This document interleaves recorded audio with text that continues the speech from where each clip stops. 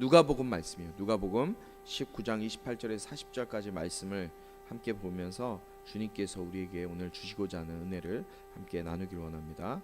이 말씀은 살아계신 하나님 말씀입니다. 제가 먼저 28절 읽고 여러분들이 한 절 읽고 교독하도록 하겠습니다. 예수께서 이 말씀을 마치고 예루살렘을 향해 앞장서서 올라가셨습니다.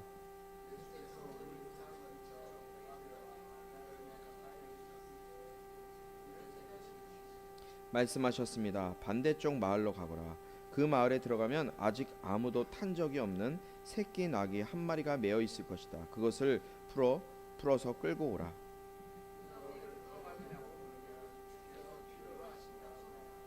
보냄받은 사람들이 먼저 마을로 들어가 보니 과연 예수께서 말씀하신 대로 나귀가 있었습니다.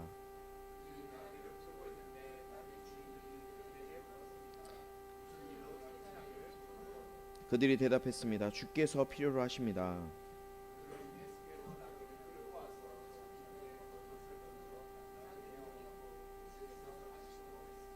사람들은 예수께서 가시는 길 위에 자기들의 겉옷을 깔아드렸습니다.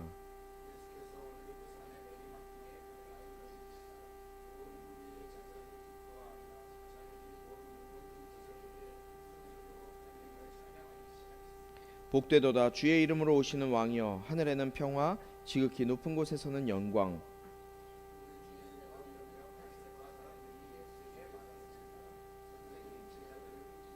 함께 있습니다. 예수께서 대답하셨습니다. 내가 너희에게 말한다. 그들이 가만히 있으면 저 돌들이라도 외칠 것이다. 아멘. 오늘은 종려주일이에요. 예수님께서 십자가를 지시기 위해, 죽으시기 위해 예루살렘에 직접 자신의 발로 들어가신, 그런 입성하신 날이에요. 이때는 이스라엘의 최대 명절인 유월절이었다고 오늘 기록되고 있어요. 유월절을 지내기 위해서 수많은 유대인들이 예루살렘으로 모여듭니다. 그러니까 이 예루살렘에 얼마나 많은 사람들이 모여들었는지 발디딜 틈 없을 정도였던 것 같아요. 유월절 여러분들 아시는 분도 있고 모르는 분도 있을 거예요. 유월절이 뭐야?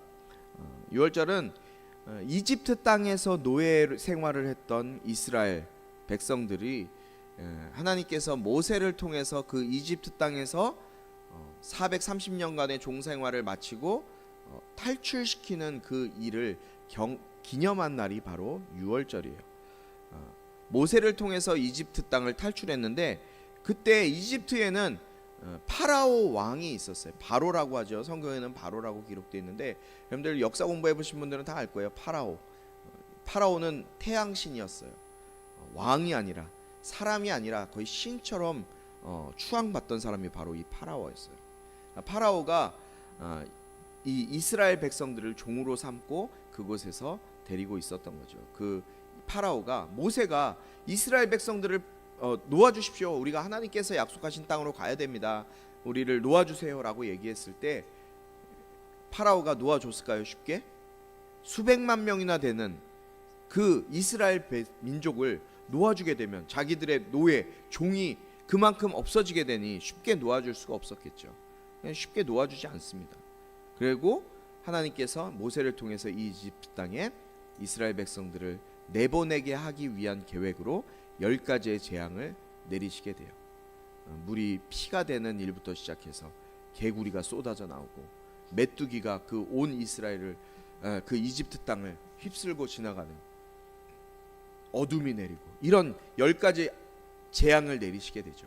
그 바로 파라오의 마음이 놓아주고 싶다가도 또 마음을, 그 재앙이 끝나면 마음이 바뀌는 거예요. 놓아주기가 싫은 거예요. 이게 얼마나 어마어마한 재산이겠습니까? 그 수백만 명의 노예들을 놓아준다는 얘기가, 이 재산, 자기의 재산을 포기할 수가 없으니까 9번째까지도 놓아주겠다고 약속을 했지만 놓아주지 않았던 거예요. 결국에 마지막에 10번째 재앙, 그 10번째 재앙이 뭐예요? 장자의 죽음의 재앙을 하나님께서 그 이집트 온 땅에, 온 집에 내리시는 걸 이제 경험하게 됩니다. 10번째 재앙이 뭡니까? 온 이집트의 집마다, 그 가정마다 하나님의 사자가 모든 집을 이제 지나가게 돼요. 그런데 하나님께서 살 수 있는 방법을 이스라엘 백성들에게, 모세에게 전해서 그렇게 사는 자들마다 그 집은 처음 태어난 것을 죽지 않는다라고 말씀하셨어요. 그 방법이 뭐예요? 어린 양, 새끼 양을 잡아서 자기의 집에 문설주, 요 문 위에 기둥과 문에 이렇게 바르면, 지금 보이시죠? 이렇게 어린 양의 피를 자기 문에다가 바르면 하나님의 여호와의 천사가 이 피를 보고 그 피를 바른 집에는 이 집에서 태어난 어린 양이나 염소나 강아지나 고양이나 사람이나 죽지 않고 다 살 수가 있었어요.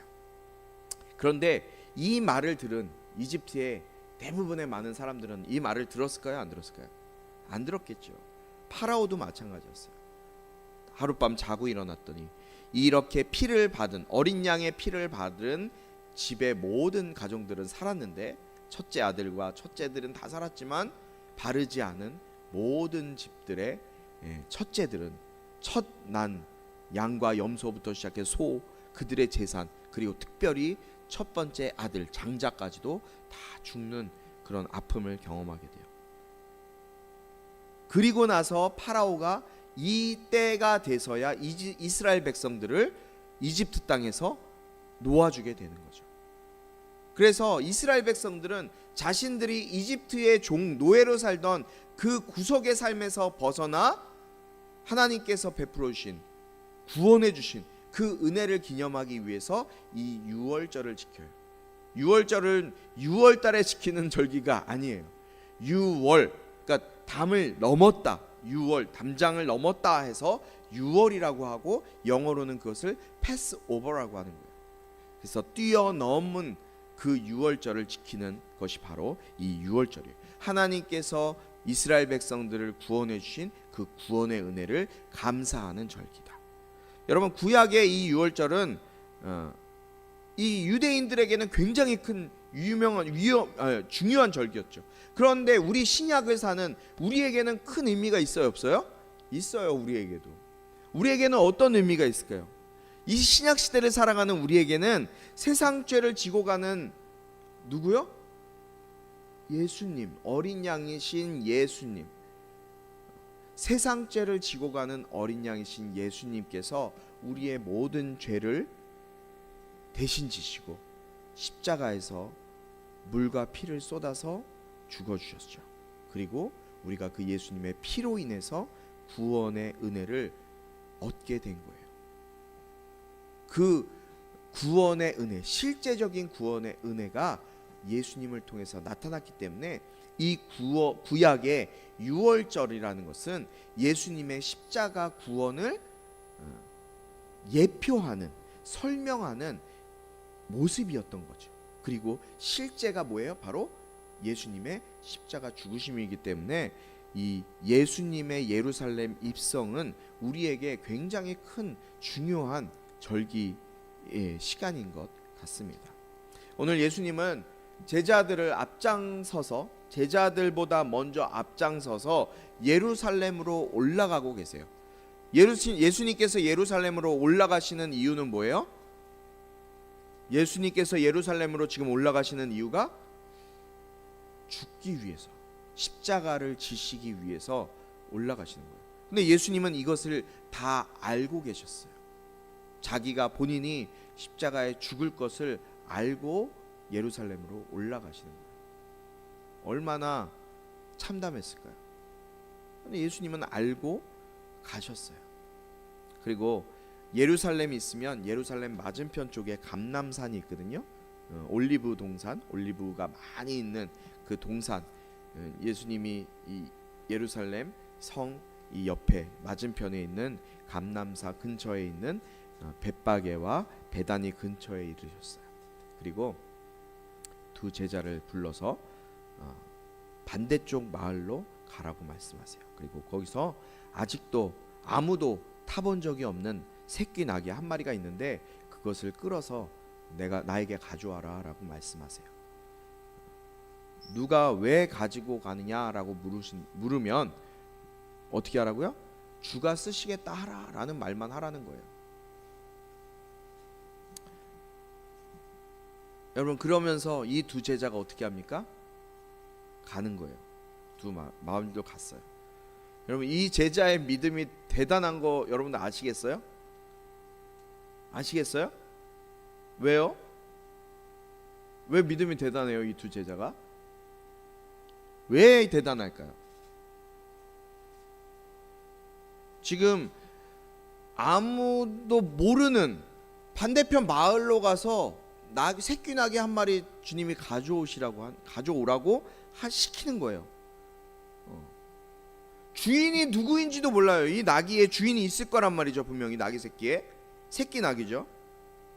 그런데 이 두 제자는 주인이 있는 그 새끼 나귀를 그냥 가져오라는 그 말에 순종해서 가고 있는 거예요. 가지러 가고 있어요. 이 두 제자가 그렇게 한 이유가 뭘까요? 이 두 제자가 그렇게 한 이유. 왜요? 주님이 필요하시다고 하셨으니까. 지금 주인이 있어요. 여러분, 이거 도둑질이 아니에요. 그냥 이 상황만 보세요. 주님이 저 길 건너에, 야 동민아, 저기 요 길 건너가면 자전거 하나 서 있을 거야. 아무도 안 타는 새 자전거야. 그 자전거 끌러서 이게 번호 이렇게 끌러서 그냥 나한테 갖고 와. 주인이 그거 왜 가져가요? 그렇게 물어보면 주님이 쓰시겠다고 하고 목사님이 쓰시겠다고 가져와. 이러면은 너 할 거예요? 할 거예요? 안 할 거예요? 안 해요? 이런 주님이 지금 그걸 시키시는 거라고요. 이해됐어요? 이거 쉬운 일 아니에요. 그런데 이 두 제자는 주님이 쓰시겠다고 하니까 지금 그 말도 안 되는 일을 하러 서슴없이 길 건너편 마을로 가고 있는 거예요. 이유를 알 수 없었어요. 이유를 알 수 없지만 주님이 말씀하신 그대로 순종해서 가고 있는 거예요. 여러분, 우리 말할 때 내 생각에는 이렇게 말할 때가 많잖아요. 어떤 상황을 볼 때 자신의 생각대로 생각했다면 나귀가 예수님이 타시기에 더 좋을까요? 아니면은 멋있는 튼튼한 백마나 아니면 멋있는 말이 보기 좋을까요? 나귀보다는 멋있는 말이 좋지 않아요? 백마? 이런 거 타고 예수님이 예루살렘 성으로 입성하시는 거예요. 지금 이 제자들의 마음속에도 예수님이 어떤 분으로 와 있는 거예요? 왕으로 오는 거예요. 왕이 이스라엘 지금 그 예루살렘 성전으로 수도인 그 성이 있는 왕이 사는 그 궁전으로 들어가는데 나귀 타고 들어가는 게 간지나요? 아니면은 여러분들 목사님 모닝 타고 들어가는 게 멋있어요? 아니면은 저 페라리 이런 거 타고 들어가는 게 멋있어요? 말도 안 되는 소리지만 페라리 타는 게 멋있잖아요. 근데 예수님 지금 나귀 끌고 오라는 거예요. 모닝 끌고 오라는 거예요. 오늘 간사님이 모닝 또 긁어버렸대. 자꾸 지금 더 망가지고 있어요. 그런데 제자들은 지금 이 두 제자는 자기의 생각에 말이 더 좋을지도 몰라요. 그런데 말을 찾으러 간 것이 아니라 자기의 생각대로 간 것이 아니라 아무도 타보지 않은 새끼 나귀, 그 작고 연약한 부족한 것 투성인 이 사람들이 쳐다보지도 않았던 이 새끼 나귀를 찾으러 간 거예요. 여러분, 이 새끼 나귀를 만약에 사람이 탄다, 아무도 안 타봤어. 그럼 만약에 아무도 안 타본 나귀 누가 사람이 확 탄다. 그럼 나귀가 깜짝 놀라서, 여러분 말 탈 때 로데오 봤죠? 막 난리치는 거. 이 나귀도 아마 그러다가 예수님 떨어지면 허리뼈 다쳐서 디스크 걸릴 수도 있잖아요.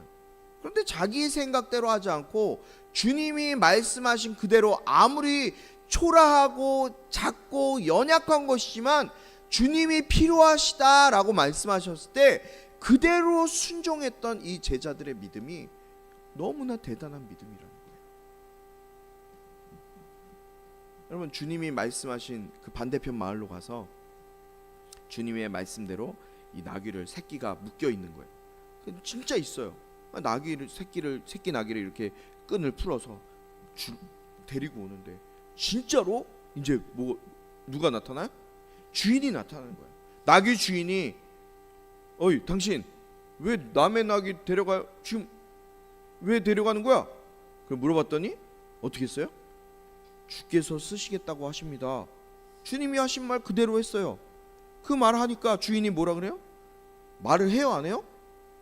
대꾸가 없어요. 할렐루야. 대꾸가 없어요. 대꾸도 없어요. 한마디 무슨 말도 안 해요. 그냥 주님이 이미 다 준비해 놓으셨다는 거예요. 다 주님의 필요대로 다 주님이 준비해 두신 거예요. 사랑하는 우리 꿈꾸는 교회 성도 여러분, 우리에게 이와 같은 믿음의 순종이 있길 주님의 이름으로 축복합니다. 주님이 여러분에게 지금 원하시는 게 무엇이에요? 여러분들에게 뭘 원하시는가요? 각자 주님이 여러분 마음 가운데 기도하다, 예배하다, 찬양하다, 교회 오다가 방방 타다가, 여러분들이 학교 생활하다가, 어떤 일을 하다가, 잠자다가도 하나님께서 여러분 마음 가운데 주시는 마음이 있을지도 몰라요. 주님은 큰 것, 대단한 것, 그런 거 요구하시는지 않아요. 여러분들 뭐 얼마나 있어요? 교회에서 목사님이 여러분 재산 다 팔아서 헌금하세요 하면 팔아서 헌금할 사람들 뭐 얼마나 헌금하려고요? 나도 없어요. 나도 얼마 없어요. 여러분 주님은 대단한 거, 크고 중요한 거, 대단한 걸 원하시는 분이 아니에요. 여러분 각자에게 주시는 주님이 주시는 그 부담감이 무엇이에요? 그 부담감에 여러분들이 그냥 순종하기만 하면 돼요.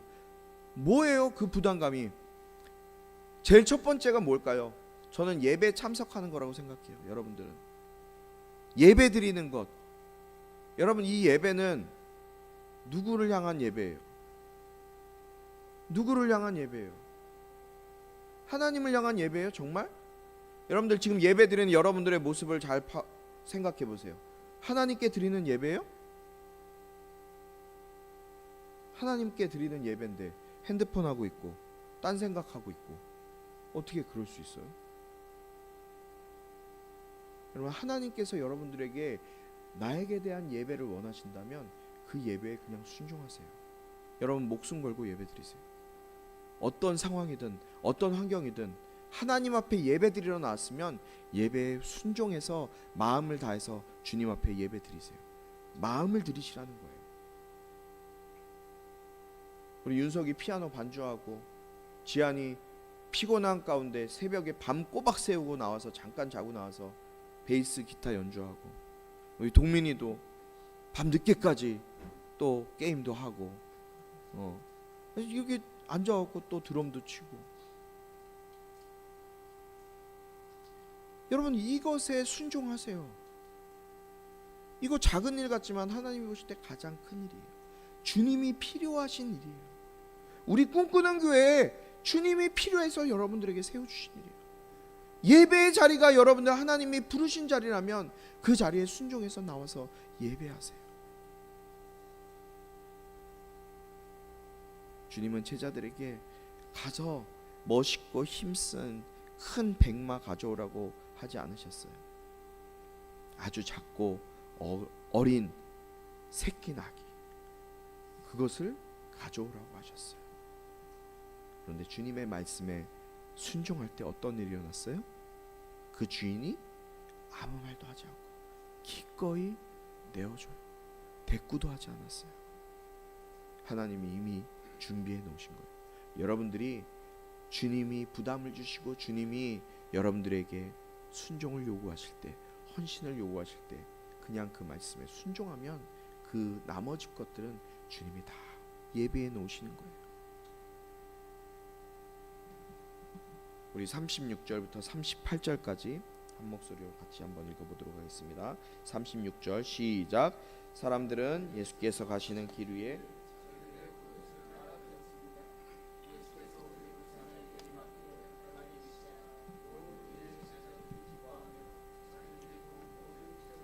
큰 소리로 하나님을 찬양하기 시작했습니다.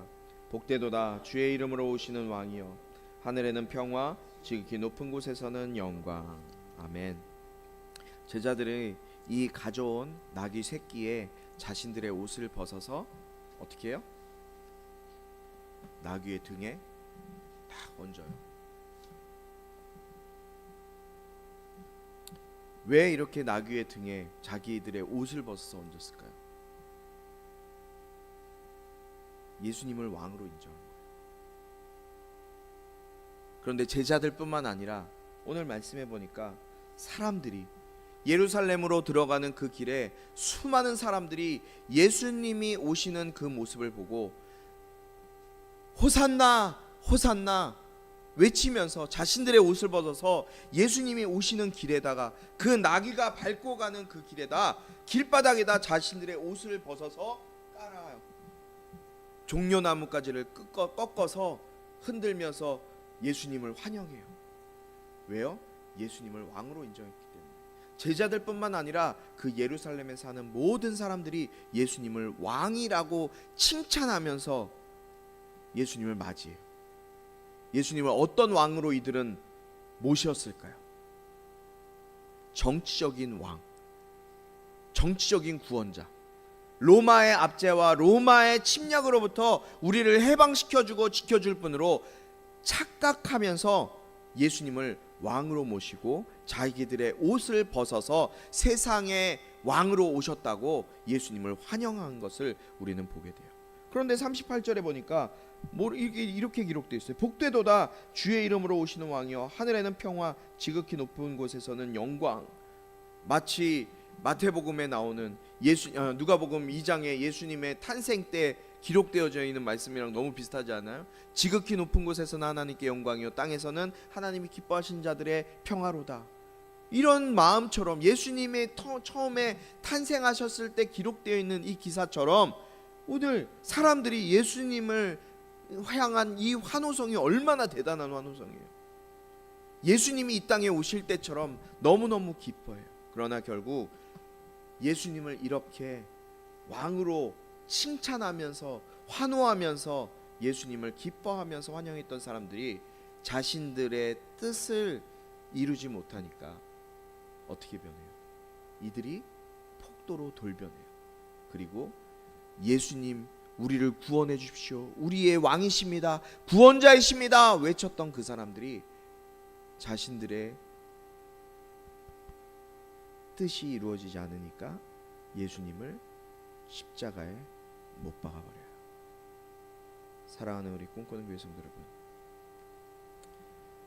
여러분, 예수님을 믿고 교회를 다니는 이유가 무엇입니까? 교회 나오는 이유가 뭐예요? 목사님이 나오라 그랬으니까, 선생님이 나오라 그랬으니까. 여러분, 교회 다니는 이유가 뭐예요? 각자 다 다를 거예요. 여러분의 현실에서 어떤 이익이나 조금 더 나은 삶을 얻기 위해서 교회를 다니고 예수님을 믿지는 않는지 한번 생각해 보세요. 내가 교회 다니고 예수님 믿으면 조금 더 많은 것을 얻을 수 있지 않을까? 내가 원하는 대학에 갈 수 있지 않을까? 내가 원하는 회사에 취직할 수 있지 않을까? 그런 마음으로 혹시 신앙생활하고 교회를 다니시는 분이 계십니까? 그런 신앙생활, 그런 종교생활하는 사람이 결국 자신의 뜻을 이루지 못하잖아요. 내가 좋은 학교, 내가 좋은 직장, 좋은 남편, 좋은 아내를 만나지 못하게 되면 오늘 이 사람들처럼 자신들이 호산나 호산나 부르던 그 예수님을 십자가에 죽이려고 했던 외치는 사람처럼 될 수밖에 없어요. 자신의 뜻이 이루어지지 않으면 예수님 왜 나 이 뜻 안 이루어줘요? 왜 나 기도했는데 내 기도 안 들어줘요? 예수님은 왜 내가 기도를 안 들어주는 거예요?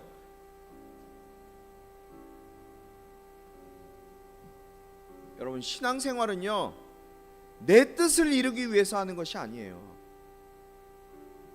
내 필요를 채우기 위해서 하는 게 아니에요. 신앙생활은, 예수님을 믿는 것은 주님의 뜻이, 주님의 나라가 내 삶 가운데 이루어지기를 구하는 것이 신앙생활이고 교회 생활이에요. 그런데 우리는 여전히 아직도 나의 것을 이루기 위해서 살고, 나의 것을 이루기 위해서 노력해요. 그러다 보니 끊임없는 시험에 빠지고 끊임없는 삶의 한계에 부딪히게 되는 거죠. 여러분, 내일부터는 일주일 동안 고난주간에 들어가요. 우리 꿈꾸는 교회는 고난주간에 금식하세요 이렇게 말 안 해요. 여러분, 고난은 예수님이 받으신 그 십자가의 고난, 일주일간 여러분들이 잘 묵상하시면서 감사하는 시간이 돼야 돼요. 나를 위해 예수님이 왜 그 고난을 당하셨는가. 고난받는 고난주간이 아니라, 저는 이번 고난주간이 내 것을 이루기 위해 살던 그런 인생에서 주님의 뜻을 이루어 드리기 위해서 나를 내려놓는 시간이 되었으면 좋겠어요. 내 것을 내려놓는 시간. 여러분, 우리가 왜 아직도 내 것을 이루려고 하면서 살아갈까요? 예수님은 분명히 말씀하셨어요. 너희들이 나를 따르려거든, 나를 따라오려거든 자기를 부인하고 자기 십자가를 지고 나를 쫓을 것이니라. 여러분, 먼저 우리에게 필요한 건 뭔지 알아요? 예수님 따르고 예수님 믿기 위해서 나를 부인하는 거예요. 내가 이 정도 신앙생활 하니까, 나는 교회에서 드럼도 치고 교회에서 반주도 하고 교회에서 이 정도도 하고 하니까 나는 이 정도 하면 신앙 다 하는 거지. 아니에요. 나를 부인하는 거예요. 내가 없어져야 돼요. 여러분 침례 받으셨잖아요. 침례 받을 때 우리가 고백하는 게 뭐예요? 물속에 들어가면서 예수와 함께 내가 죽겠습니다. 여러분, 우리는 끊임없이 예수님과 함께 죽어야 돼요. 예수님과 함께 죽고 그 예수님과, 부활하신 예수님과 함께 다시 살아나야 되는 거예요. 우리 안에 아직도 내가 살아있다면 이번 한 주간, 고난주간을 보내면서 여러분들이 여러분의 삶 가운데 내가 주인이 아니라 누가 주인 되는 삶? 예수가 주인 되는 삶. 우리 함께 고백해 봅시다. 예수가 주인 되는 삶을 살겠습니다. 시작. 예수가 주인 되는 삶을 살겠습니다.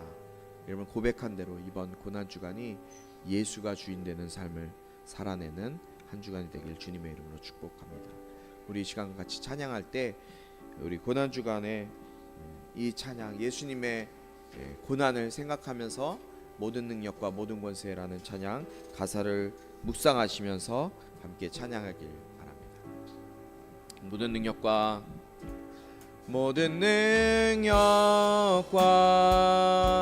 모든 권세, 모든 것 위에 뛰어나신 주님, 세상이 측량할 수 없는 지혜로 모든 만물 창조하셨네. 모든 나라와 모든 보좌, 이 세상 모든 경이로움보다, 이 세상 모든 값진 보물보다 더욱 귀하신 나의 주님,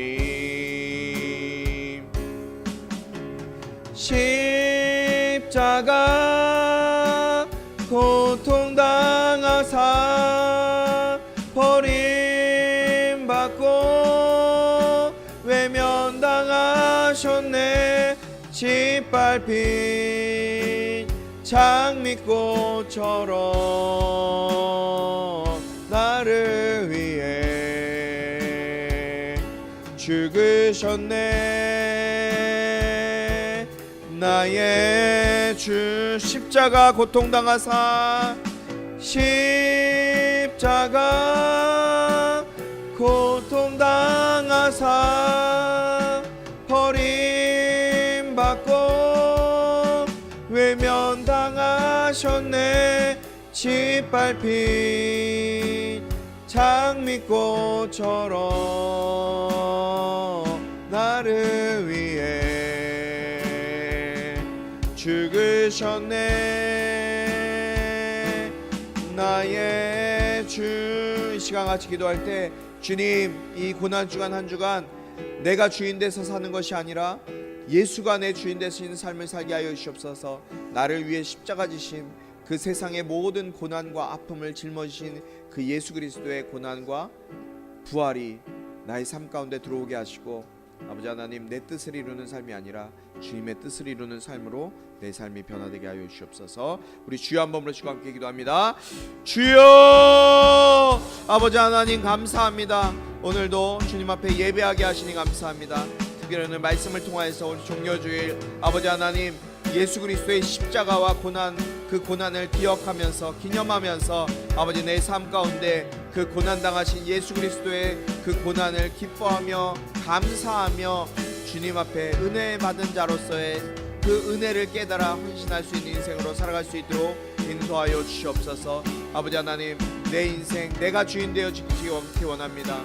내 생각대로, 내 뜻이 아니라 주님이 원하신다 하라 말씀하셨을 때 우리의 생각이 아닌 주님의 생각에 순종하여 주님 앞에 나아갔을 때 주님께서 모든 일을 이루셨던 것을 우리가 봅니다. 아버지 하나님, 우리의 생각으로 재고 우리의 생각으로 이렇게 하는 것이 아니라 아버지, 주님께서 내 삶 가운데, 내 인생 가운데 어떻게 일하실지 기대하며 주님의 말씀에 순종하여 나의 삶을 주님께 온전히 드릴 수 있는 믿음을 우리에게 허락하여 주시고, 나의 믿음 가운데 주님의 말씀이 이루어지는 놀라운 역사의 시간이 될 수 있도록 주님 붙드시고 인도하여 주시옵소서. 주님 붙잡아 주시옵소서. 하나님 감사합니다. 오늘 말씀을 통해서 우리에게 은혜를 주시니 감사합니다. 주님, 내 생각대로 내 뜻대로가 아니라 주님 말씀하심에 순종할 수 있는 우리가 되게 하여 주시옵소서. 내 뜻을 이루기 위한 인생이 아니라 주님의 뜻, 주님의 나라가 나를 통해 이루어지기 위해서 나를 주님께 드릴 수 있는 믿음을 우리에게 허락하여 주시고, 그 믿음으로 한 주간 또 승리하며 예수 이름으로 살아낼 수 있는 우리 모든 성도들 되게 하여 주시옵소서. 오늘 예배하지 못하고 각자 여러 가지 이유로 주님 나오지 못하는 영혼들이 있습니다. 아버지 하나님, 그들이 어디에서 무엇을 하든지 주님 말씀을 통해 저들이 도전받게 하시고, 이 말씀이 저들의 심령 가운데 새겨지게 하시며, 말씀을 통하여서 저들이 변화되어 삶을 주님께 온전히 올려드릴 수 있는 모든 성도들 될 수 있도록 인도하여 주시옵소서. 오늘 빈손으로 나오지 아니하고 주님 앞에 귀한 예물 정성스럽게 드린 손길들이 있습니다. 아버지 하나님, 이 예물이 쓰여지는 곳곳마다 주님 알지 못해 죽어가는 영혼들, 정말 그 불쌍한 영혼들이 예수 믿고 주님께 돌아오는데 쓰임받는 복된 예물 될 수 있도록, 구원의 통로가 될 수 있도록 사용하여 주시옵소서. 예수 그리스도의 은혜와 하나님 아버지의 극진하신 사랑과 성령의 감화 감동 치유 회복 세워주시며 은혜가 이 시간 내 뜻이 아니라 주님 말씀하신 대로 순종하고 작은 것까지도 주님 앞에 내려놓기로 다짐하며 그 말씀 앞에 나의 삶을 온전히 드리고, 특별히 고난주간 나를 위해 십자가 지신 그 예수 그리스도의 그 은혜를 기뻐하며 감사하며 누리고자 다짐하는 우리 모든 성도들 가운데 지금부터 영원토록 함께하기를 축원하옵나이다. 아멘. 성령으로 역사해 주시고